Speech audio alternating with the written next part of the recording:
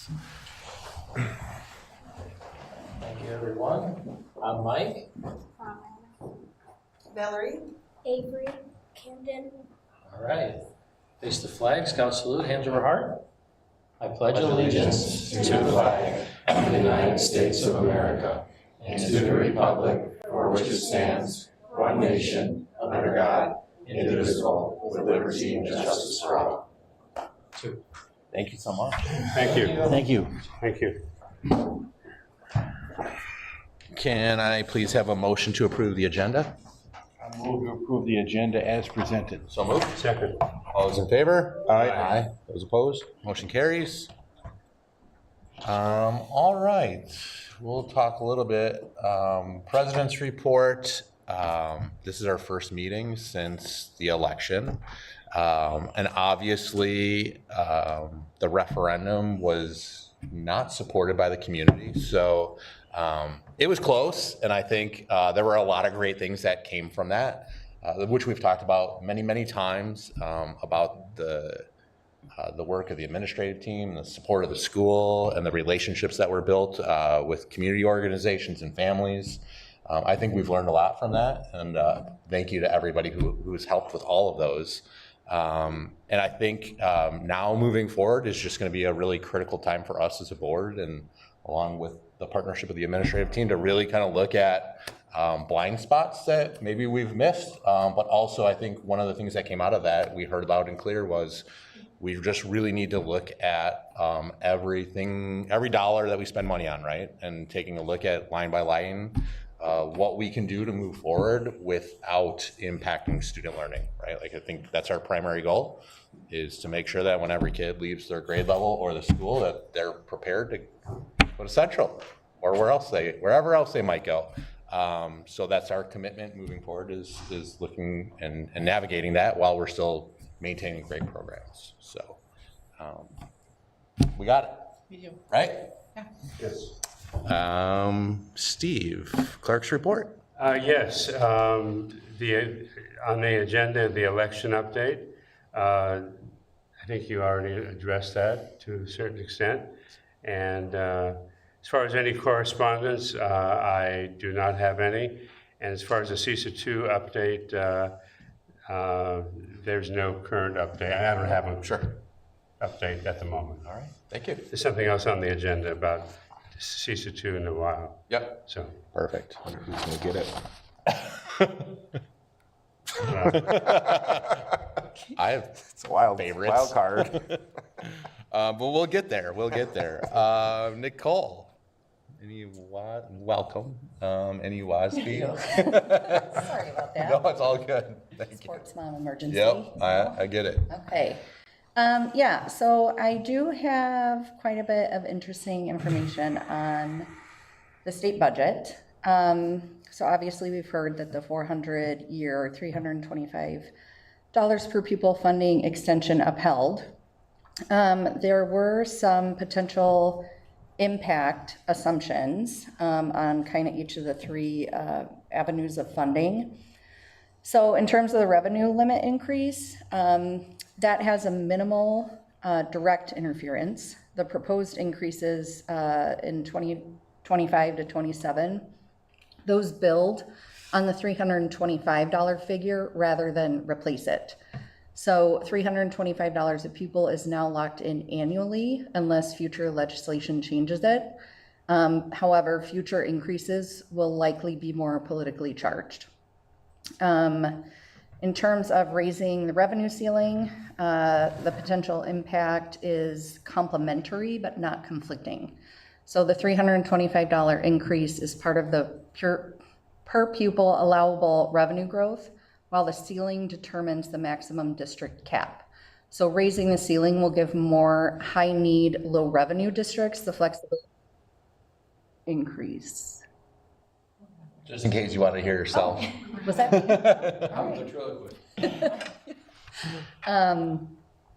So that ceiling will give these districts the flexibility to use the full increase. The upheld veto could actually strengthen the case for raising the ceiling, as districts may now need expanded local authority to maximize the locked-in increases. In terms of special education reimbursement, so before everyone was saying this is the most likely scenario, the impact here is that it's a separate funding stream and now more politically affected. So the $325 decision doesn't change reimbursement rates for SPED directly, but it could reduce the legislative appetite to approve additional funding in the short term. That'll probably change. All this will change next time we meet, potentially. But a question I had, and I actually did get a couple emails from some community members, specifically about the veto being upheld. So it's $325 additional each year. So by like 2035, it would be $3,300 per pupil. When a district doesn't need those funds, how do you under levy? I know you had mentioned you can give money back.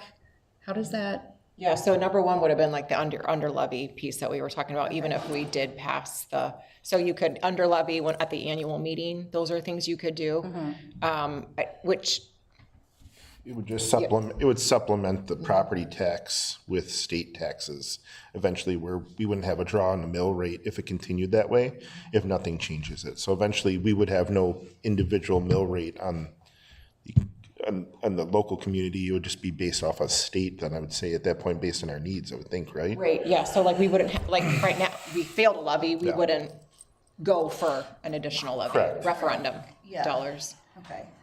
And the curious, oh, go ahead. Well, in some districts too, though, if you have more spending, what it does allow you to do is like put stuff towards your fund, like a fund 46, so that if you have big Sure. improvements later on that you could. That's like what you were talking about. Yeah. And then we probably have some assumed current consistent mill rate from repetitive purposes in the community then too. I Down thought. your Yeah. debt Yeah, exactly, more. yeah. Okay. But it's, I think what you're saying is this isn't anything we should be absolutely counting on at this point. At Like, this point, no. where we have our current thing, add 325 is probably not how the math is gonna math, right? Right. Well, and also it could change when there's new people in office. So, Yeah, if we didn't have to go to referendum ever again with this, so. Ryan, are you hearing anything like in your, like with your colleagues about this? Like, I mean, right now, everything's just like what we're reading in the newspaper. Exactly, everything's kind of what you're hearing in the newspaper. One of the things in the last call I was on was the federal funding and what that could potentially look like with administration, with the administrator and obviously in office and things like that. I've heard is up to like a potential 5% reduction in revenue for. Which is primarily in the special education area, right, with federal funding? Yeah. Yeah. But again, from my understanding, that might not even come to like 26, 27 anyway, because it's hard for them to even change anything at this point now for next school year. right. And it's just interesting because state revenues are declining. So it's, I don't know, a lot of it doesn't make sense to me, but yeah. Okay, and then upcoming events. There's a free and open to the public event at Marquette Law School on May, I have it right there, on May 8th, Thursday, May 8th from 12 to 3. You just have to register. But essentially, it's led by senior fellows in law and public policy. There'll be a panel of educators and the chief of external affairs for the National Council on Teacher Quality. And essentially what they're discussing is sustainable improvement in education reform by focusing on practical everyday realities of teaching and learning versus reform that seems to be exclusively pulling policy levers. So I thought it would be really interesting, so I registered, but I can send the link if anyone is interested. That's it. All right. Well, we will take a look at the treasurer's report. All right. I'd like to present the treasurer's report dated March 2025. I'll read the ending balance for each of our accounts. Community State Bank operating account with a balance of $322,052.27. Our Flex account with a balance of $28,514.04. Petty cash with a balance of $300. LGIP with a balance of $2,138,190.55, and WISC with a balance of $5,728,747.85, for a grand cash and investment asset total of $8,217,804.71, and a Fund 10 and 27 asset total of $3,709,552.66. Any questions for Nicole about the treasurer's report? Payment of accounts payable bills. I'd like to present the account payable bills dated March 1st through March 31st, 2025. This includes paper checks numbered 73198 through 73248, wire transfer checks numbered 2024-00736, 2024-00990 through 2024-01137, and ACH checks numbered 2425-00082 through 2425-00129 for a total of $2,571,711.10. Just one question. With the Raptor system, is it an annual fee or did we have to get a new machine? I saw a Raptor line item in there for a little over. I can double check that. I believe it's an annual. Okay, I fee wasn't on sure that. if it was annual or once we paid for it. I can't recall seeing that before, so just curious. Nothing to hold anything up, just curious. Yes, yeah, it says in the description. I didn't It see if says it's annual annual. Okay. access fee. Yeah. For the revenue and expense report, for our revenues, just wanted to kind of look at a couple different things. You'll notice initially for our property taxes, it looks like from last year to this year, we actually have gotten less. We recorded the Fund 39 payment first, and then the remaining property tax payments will be applied to Fund 10. So this is why we're slightly behind in the property tax revenue compared to last year at this time. Our revenue total percentage is slightly behind of where we were at this point last year. We'll continue to gain additional interest as a result of Myron's billing being slower than expected. We hope to have that project build out by the middle of May at this point. We're still expected to finish on budget, but again, it's just taking longer than expected to get all those PCIs in. Otherwise, revenue is still in a similar place to last year. We're ever so slightly behind. And if you'll notice, there's a large miscellaneous amount there. This was an increase as a result for a workman's comp Hartford audit that we did this past fall. We received about $17,500 back in a rebate for that. And a rebate from E-rate that came from the result of our cabling project we did, which is about $19,000, which is what kind of Jennifer took the lead on. We added cable, and then you can get a reimbursement for that through E-rate. And so those were those two large amounts we got from miscellaneous amounts. As far as expenses, not really much to report on expenses. They're at a similar pace to last year. Again, the majority of our expenses are attributed to salary, benefits, and insurance. Our tech and software services are about 10% behind from where they were this time last year. That's kind of the expense report.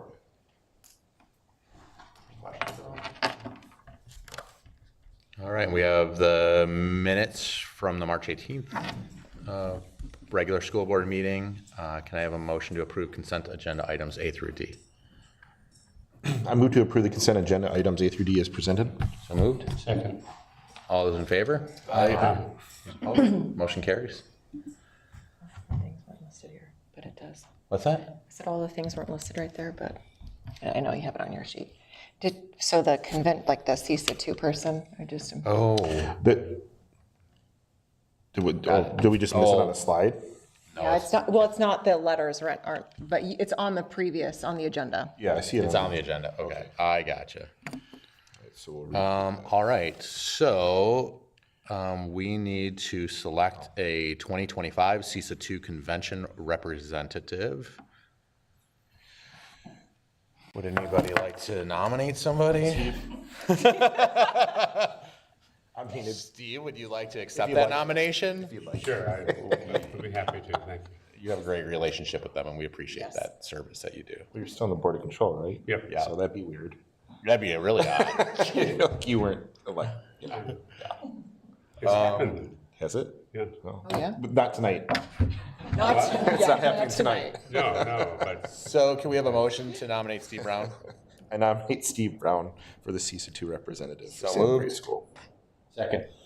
All those in favor? Aye. Those opposed? You can't, no? Can't take it back now. Yep, it's in All right, stone. motion carries. Can I have a motion to approve the 2025 CISA 2 contract for no, you services? don't, you're good, because you've got, they're all in your. Because we put on the consent Yes. item. Yeah, we just, No, but we only did A through D. Well, aren't they not in there then? well, we can make a separate motion just to make Yeah, sure. Oh, yeah, yeah. because it's only A through D is what Yeah, we here. did. I motion to approve the 2025 CISA 2 contract for services for the 25-26 school year. So moved. second. All those in favor? Aye. Those opposed? Motion carries. We also, And then can I have a motion to approve the Westosha Conference Agreement for 25-26 school year? just remind me what that is for a second. Yeah, that's our athletic participation. Okay, that's what I Yeah, thought. Yep, Okay, sorry, so yep. I motion to approve the Westosha Conference Agreement for the 25-26 school year. So moved. Second. All those in favor? Aye. Those opposed? Motion carries. Is that still WEAA, like Wisconsin? WIA. IA? Yeah, I think this is just our, like, Or like little. Yeah, like we play 'cause we're- 'cause Randall we're- and- Yeah, yeah. okay, that makes sense. then. Wheatland and things like That's why I that. didn't recognize it. Yeah. Quite a bit. All right. Okay, now we're ready, right? Yeah. Okay. John? Well, thank you Mr. guys for Gentry, having me thank here you. tonight. Welcome. Just wanted to give you just a quick update. And those of you that have not had the chance to be over in our building, I think a number of you have. We are now really in full year 2 of it. It's just an absolutely great facility. And I think when we talked about the facility back 4 years ago when we talked about doing it, we talked about, what made what I believed was Social Central great was the people, kids, teachers, which that hasn't changed. I mean, we're very fortunate to have that. But now when you walk into our building, when opposing schools walk into our building, they're just absolutely amazed. And I think our kids and our staff are really proud of it. So I just included a couple of pictures there. I won't spend a lot of time talking about those, but if you have not had a chance to be in our building, Vicki, if you're clicking, you can kind of just click through those. I would personally welcome you to come over, take a tour, just some of our new areas, our family and consumer ed areas, our fitness areas. I think our auditorium is one that I'm probably most proud of, because I think high schools sometimes, you have the gyms, you have all those fitness areas, but when I first got there for long ago, I mean, we had band concerts in our cafeteria. I mean, we were rolling chairs in at the end, and though kids that are involved in our drama, our forensics, all of those activities deserve those state-of-the-art facilities, and I think our auditorium as it sits today is absolutely fantastic. So we finished on budget. We did have to scale a few things out. And I heard you guys talking about it before. We did set up a Fund 46 account. So we're kind of setting some money aside for that for our long-term planning and really have a 10-year plan. So we're proud of that and the work that we're doing with that. So that's kind of our facility update. What I'm most excited to share with you tonight is kind of our strategic plan and the focus that we're working on. And I want to start out by saying, Dr. King, Vicki has been an absolute joy to work with. I think the partnerships that we have, the ability for her to articulate, to say, hey, what are you working? What do our kids need? Salem kids are coming over. They're doing great. So I think the work that she's doing, her staff's doing, her leadership team's doing, you guys should be very, very proud of, because I do think I've worked in a K-12 school district, and sometimes people say, well, we can't have articulation when we're separate districts. I was a middle school principal in a K-12. It doesn't always happen just because you're one district. So I think just to celebrate the work of your staff and your leadership team, they really do an outstanding job. So if you click there, Vicki, one of the things that we really, we have the fortunate part of being that liaison between the end of the kid's schooling career, at least their high school career, to where they're going next. So we've developed a portrait of the graduate of 3 areas that we really want every student that walks across our stage to have: scholarship, citizenship, and character. And Vicki, if you go to the next one there, this will probably be a little bit more that I just want to touch base. So we adopted really 2 years ago the Redefining Ready matrix of scoring of our success. And I will tell you, I was guilty of this when I first got to the Social Central. The first conversation a lot of times we had with kids were, you know, what school are you going to next year? What college are you going to? So we've really tried to change that mindset that when we're asking kids is, what's the next step in your path, right? Because there are a lot of great opportunities for kids that might not be going to UW-Madison. That's great for a lot of kids, and that's going to take them down a path. But there's a lot of opportunities with apprenticeships and right to work and skill that we're working on trying to enhance that. So our scorecard, I know it's very, very small, and this is not developed by us. This is a national benchmark, and it really breaks it in two categories. One is, are kids college ready? And the identifiers in the matrix to see is the ACT score, taking AP classes, grade point, taking Algebra 2. So the focus is still for all kids to do well on standardized test scores and all of the academics. On the other side, it's career readiness. And what are the characteristics that help kids to be career ready? And really a couple of them that stand out is attendance. And that is a struggle, I think, for all schools right now. And I think we all know that attendance is a pattern, and we talk to kids all this time. So if you don't have good attendance as a high school student, you probably won't have good attendance when you go to, your first job. So really, what can we do to enhance attendance? That is, I think when we talk to employers, that's one of the biggest things they talk about is we need people that are gonna come to work, be to work on time, and do a great job. The other one and there's a number of benchmarks, but the other one is extracurriculars and extracurricular participation. And a lot of that is time management, how to work with people, collaboration. And that's not just being on the football team or the basketball team. That's being in forensics, that's being in jazz band, it's being in chess club. And we're trying to enhance and add different activities for kids to make sure that we're hitting all the kids of what their interests are. So then in the middle, you'll see kind of some benchmarks, and it's really, really small, but what you'll see is it's a percentage of kids. So right here on the right is it's 2024, so that's last year's senior class. So last year's senior class, when they walked across the stage, 73% of our kids were college ready. That meant by their standardized test scores, their Algebra 2, all of that. 89% of our kids were career ready. And really what we focused on is getting kids to be college and career ready, college or career ready. Because ideally we want every student when they walk across the stage to be college and career ready, because I've got a 27-year-old that went to 4 years of college, and I'm not sure exactly he knows exactly what is next for him, right? He's got a great job, but he's still kind of figuring out which path in business he wants to do. So I think we don't want to have kids decide when they're sophomores to say, I only am going to go to college, because what if they take a Woods class or they take a family and consumer class and they want to go a different path? On the flip side, some kids think, well, I'm always going to do this, but maybe they get in a project lead the way class and they say, boy, I might want to go into engineering. So our focus, our measures of success are really our percentage in increasing our kids that are college and or college or career ready. And I just want to reiterate, it doesn't minimize the academics. Because academics, you'll see that whole left-hand column is still, how are kids doing on some of those state assessments? So it's something we're working on. We just kind of restructured our administrative team, and we hired an assistant principal.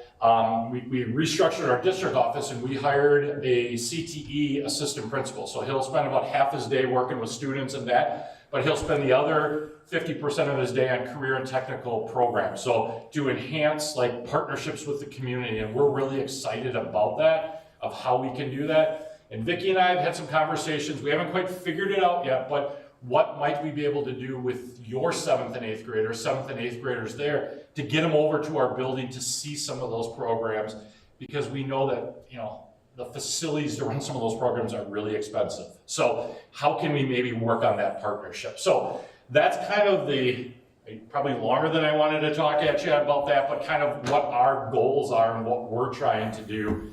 And again, I just want to reiterate and thank you, because all of those skills there that are needed to be both, you're developing them. And you're getting kids ready to do that. And I think Salem's doing an outstanding job.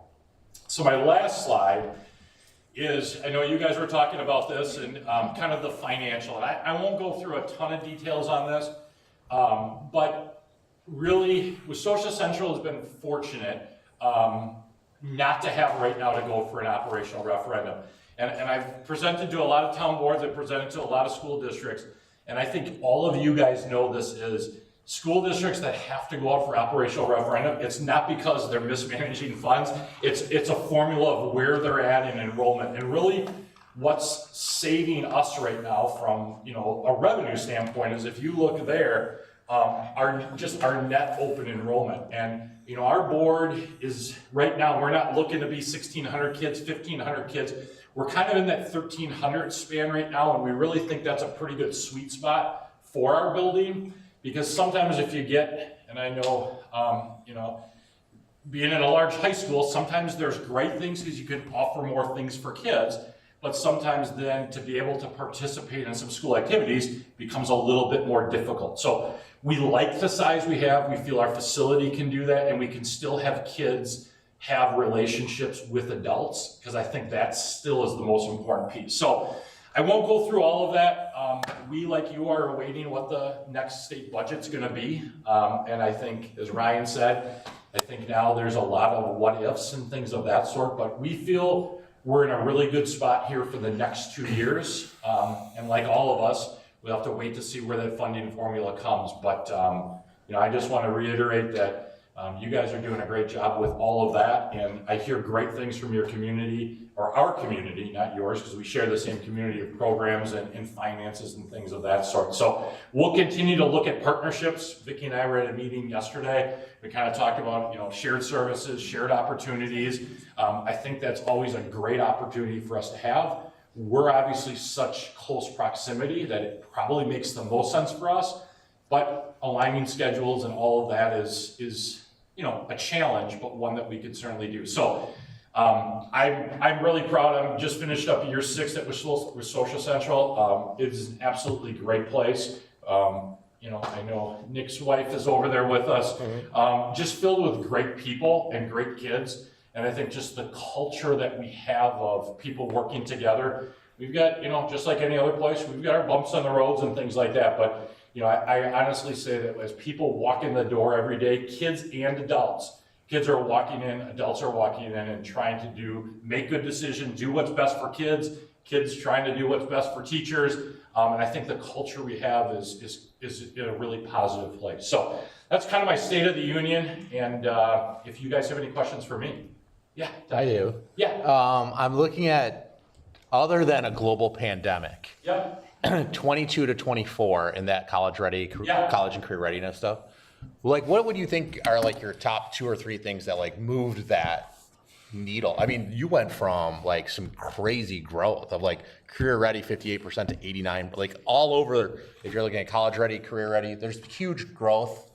That happened? Are there like recalibration? Like what? Like I think there is some. I think when we first started, the class of 22 was our first year. So as we were pulling data, I mean, like some of those things, you know, I'll be honest with you, we just refined to make sure that we were marking kids that were in extracurricular. So Sure. I'd love to tell you that it all was simply that. There is some of that growth was just making sure that we were counting kids. Yeah. But I also think, you know, especially in that career readiness, you know, a big piece of it was the career interest identified. It's just what we're doing in our student services with kids. Like all of our kids now have conferences their sophomore year with a counselor. So those conversations allow us to, for lack of a better word, kind of check that box.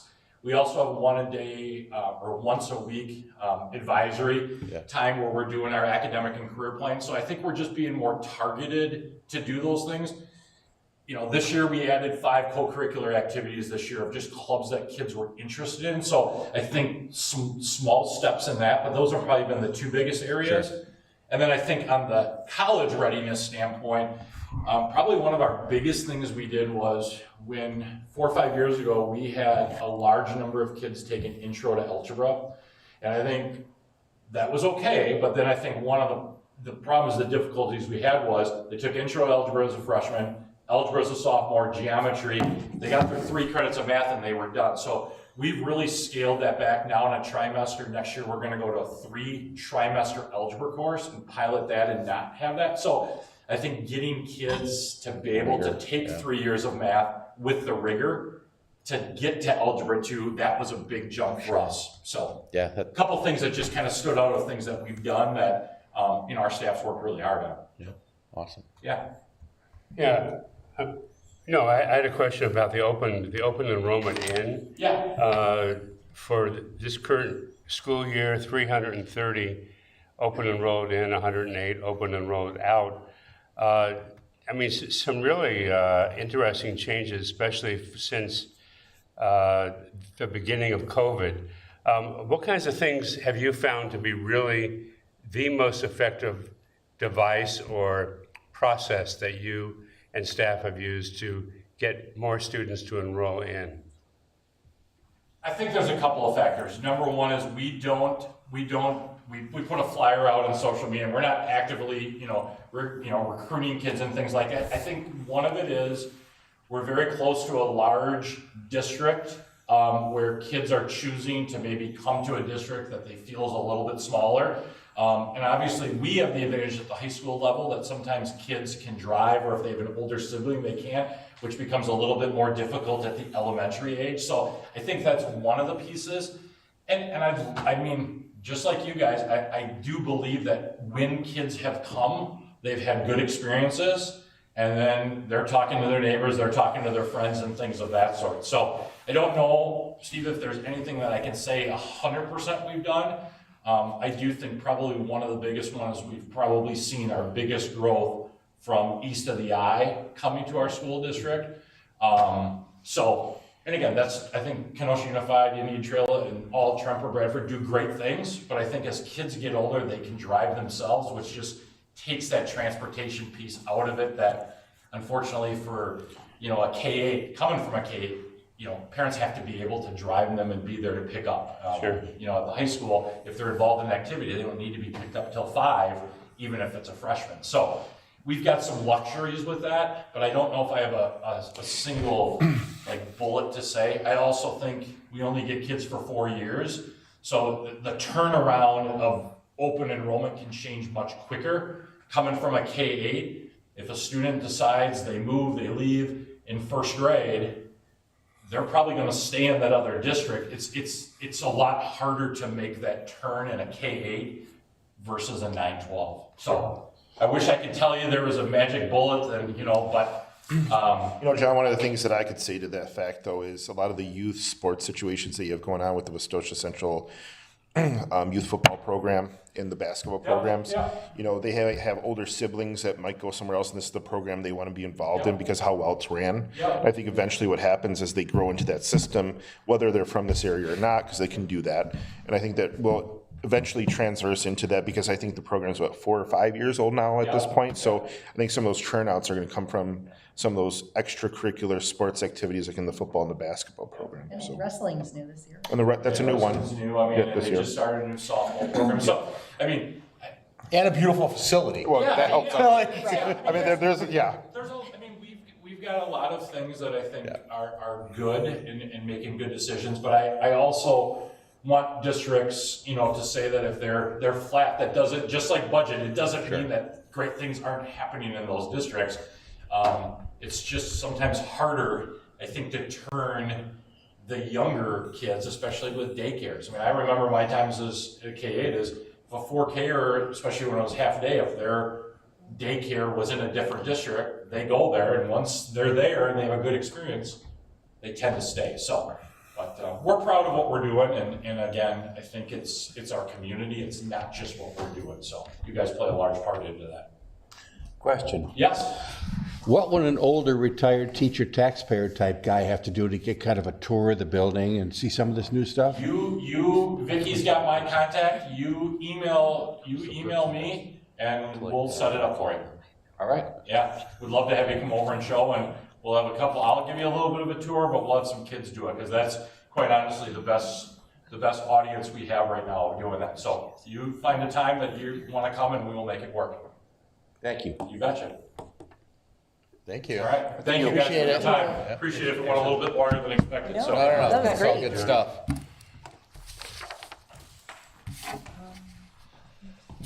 All right. Now on to the fun stuff. Any public comment this evening? No?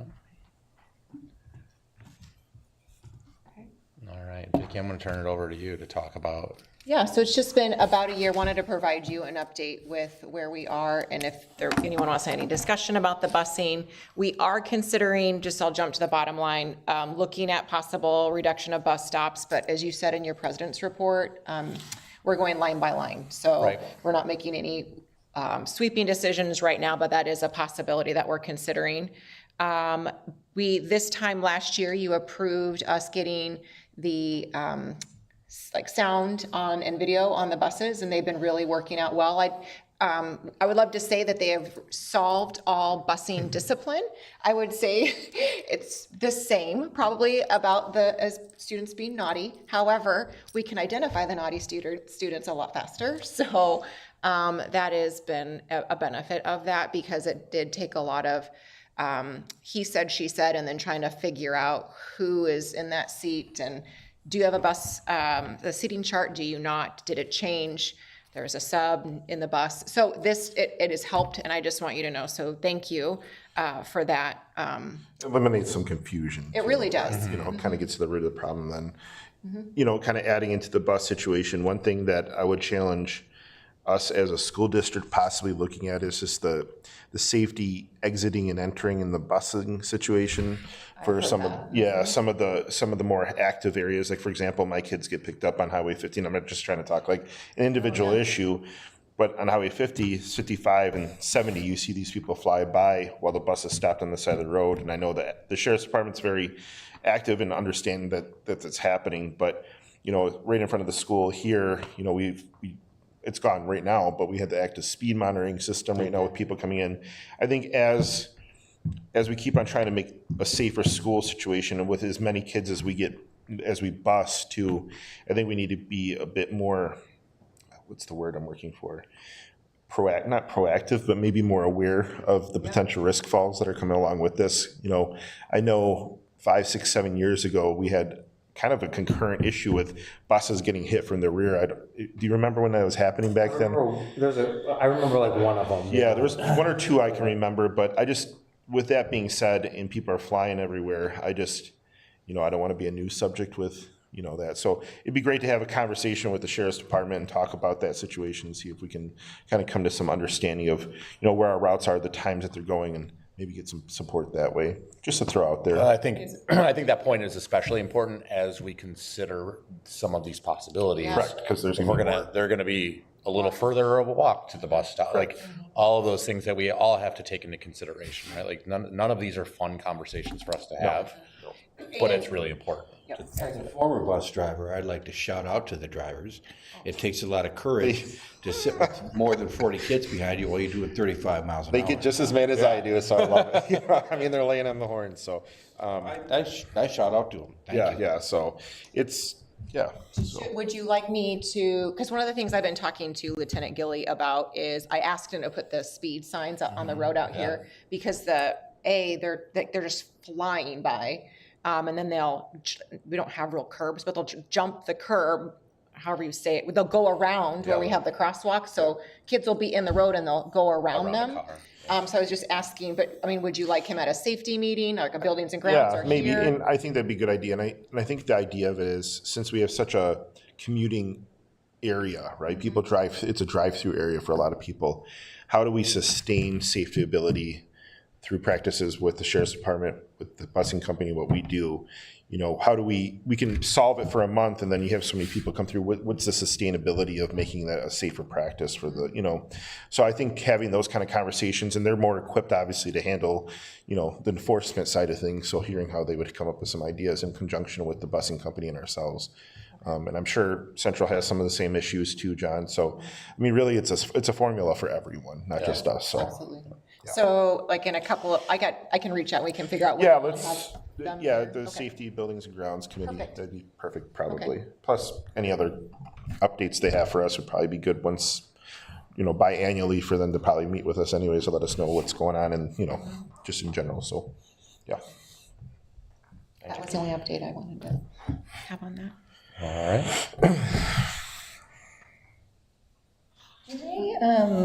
Because now that you're talking about it, do we, either in Salem or in Paddock Lake, do they have the 25 miles an hour during bus routes. Do they have that? It's down this road. Just over here? Yeah, I don't Not think they anywhere could do else? that on state highways, though. I think that's what makes that a little No, bit. it's not on 50. Yeah, I know I it's think it's definitely only within a region of, Yeah. a distance of the school, like. Right, so because many Central yards. has Yeah. it right in front. by that rear right? entrance there. Oh, well, and in the front entrance right there, right on through Paddock, but But like AH, I don't think, AH doesn't. No. And people fly, I'm off of AH. you know, that's a good point, right Flying down H there. this way. That's a good point. there is no Yeah. signage over there. No. Is there that, not. I can look in, when we have safety, that's a good idea to talk People about. 'Cause fly and it's really windy. Is this SA or is this AH or S? AH. AH, yeah, okay. And then S. Occasionally, there are the, you know, the apparatus that tells you Yeah. how fast you're going on AH. East of 83, past Salem Stream Estates and going up a bit. I see Right, but not. But nothing on not this side of the super school. far, Yeah. Because That's right. I'm off of, Yeah. I'm on 226th, Okay. and from me until 216th, I do not It would believe there's have to any be allowed, if signage. it's gonna be on 83, it would have to be allowed to be on AH. Well, it's in proximity to the school. Yeah. Plus, we have an exit way, entrance and exit Right. way right there. Right, So be interesting. a I good one. never thought of that. yeah. Safety buildings. Maybe it and has to do with grounds, where guys. Here we go. walkers are and they're not, I have no idea. Well, there's no sidewalks. Right, that's what I mean. Yeah. So maybe Oh. that's why. Oh, yeah. But we do But have, they stop, the bus stops on AH. Right, Yes. right. I mean, Yes. and it is a school zone. Right. Yeah, that's the whole point. Yeah, like, I'm sure there's.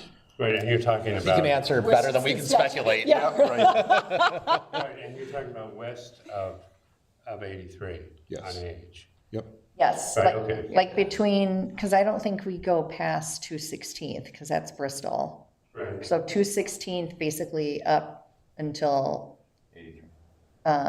well, a little bit down from 83, where 83 meets AH, there is for a little bit. But from that little bit on, there's nothing. Wide open, right? Right. And people fly, I mean, people do not go They are. 45, Yep. and it's real windy. 45 is fast. For right by school. Right. I shall invite them. Perfect.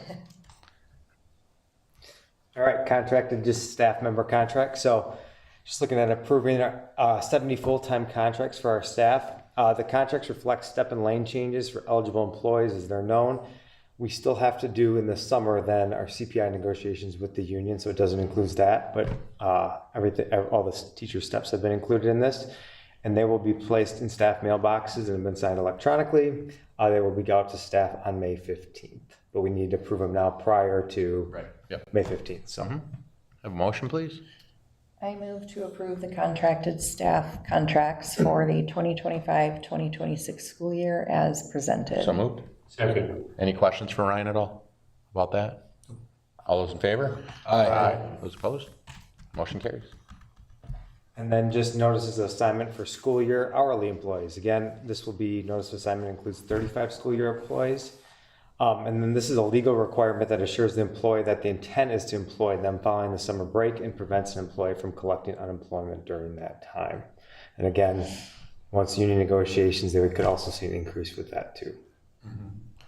And both of these, how does like enrollment impact these two types of positions? Like if we experience this huge decline in enrollment? So right now, we've like reached the point of no return. Okay. So. Yeah, oh, because we're in Yeah. almost May. Yeah, okay. If, however, there is resignations or additional retirements in the enrollment, like we could like fill within, yeah. Yeah, I got you. Okay. Motion, please. I move to approve the notices of assignment for the 2025-2026 school year as presented. So moved. Second? All those in favor? Aye. Those opposed? Motion carries. Whoa, that's it? Yeah. Dang. All right, we have no committee reports at this time, and our next board meeting is May 27th, and that will be right here at 6 p.m. Could I have a motion to adjourn the meeting at 6:45, please? I move to adjourn the meeting at 6:45. So moved. Second. All those in favor? Aye. Those opposed? Motion carries. This meeting is adjourned.